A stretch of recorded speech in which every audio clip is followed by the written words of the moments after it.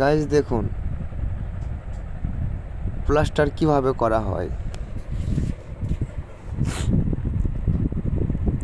প্রথমে ওয়ালে রস করে নিয়ে সুন্দর করে গুলাটা পাতলা করে দিয়ে নিব, তারপর মশলা ছাপাবো। কুন্নিতে ভালো করে মশলাটা ছাপার পর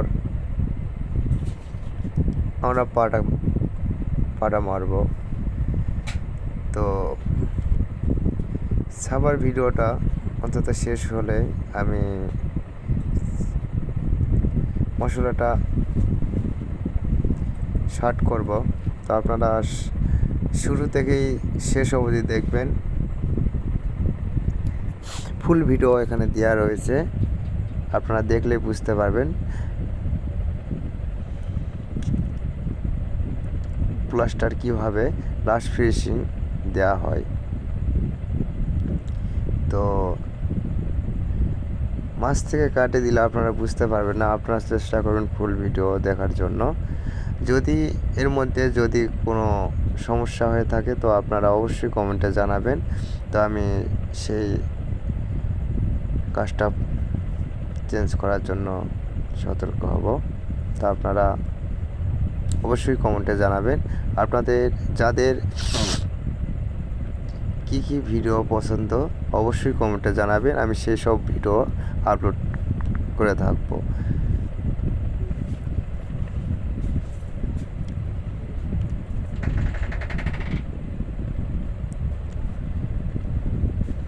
তো এইভাবেই আপনারা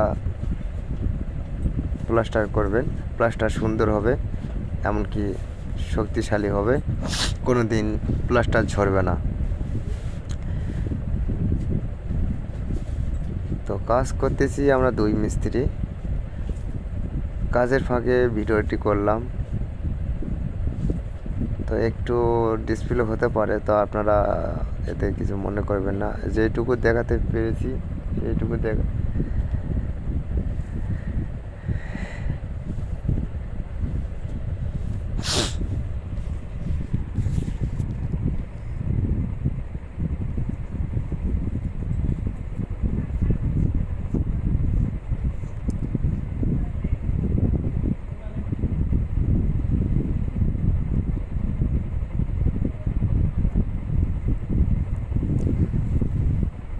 আপনারা চাইলে এভাবে প্লাস্টার করতে পারবেন।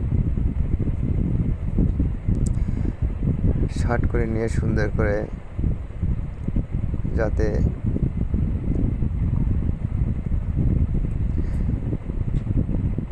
উঁচা সাপোজ জিনিসটা একটু সমান করে নেবেন, যেমনটা দেখুন আমি শার্ট করেছি, এইভাবে শার্ট করবেন।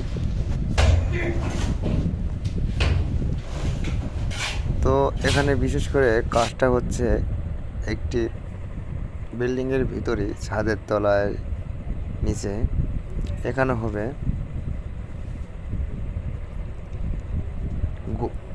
গোয়াল শেড, গরু ধোয়ার শেড হবে। তো সেই কাজটা করতেছি, তো ওয়ালটা আগে প্লাস্টার করে নিচ্ছি, তারপরে পরে ভিডিও আমি দেখাবো কিভাবে চারি সেটিং, কিভাবে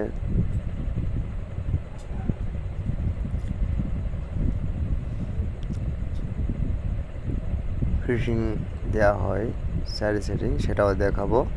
তো বর্তমান ওয়াল ফিনিশিং আমি করব, তারপর এসব করব। তো বর্তমান পাটা মেরে নিব এভাবে।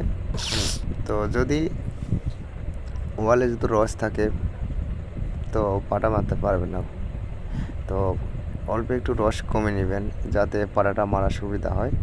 তো আমি রস একটু কিছুটা কমে নিয়ে পাটা মারবা শুরু করলাম।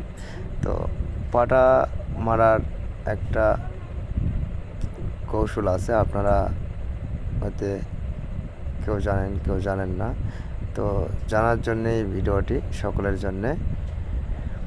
তো দুই সাইডে পাটাটা শাল দিয়ে সুন্দর করে নেবেন, তারপরে পাটা মারবেন 100 সুতায় 100, ক্লিয়ারভাবে